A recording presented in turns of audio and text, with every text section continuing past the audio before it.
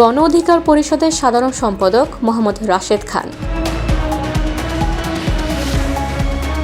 ছাত্রজীবনে কোটা সংস্কার আন্দোলনের অন্যতম নেতা হিসেবে জাতীয় পরিচিতি লাভ করেন।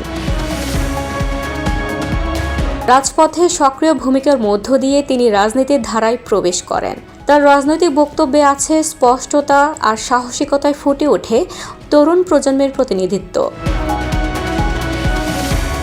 সিস্টেম বিরোধী রাজনীতিতে বিশ্বাসী রাশেদ খান তরুণদের আকর্ষণের কেন্দ্রবিন্দুতে রয়েছেন। গণ অধিকার পরিষদের নেতৃত্বে থাকলেও তিনি বৃহত্তর রাজনৈতিক পরিবর্তনের একজন সম্ভাবনাময় মুখ।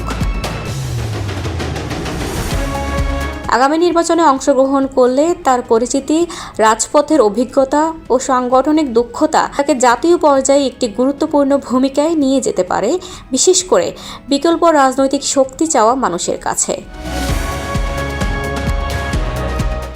আপডেট থাকুন, প্রাইম টিভি বাংলার সাথেই থাকুন।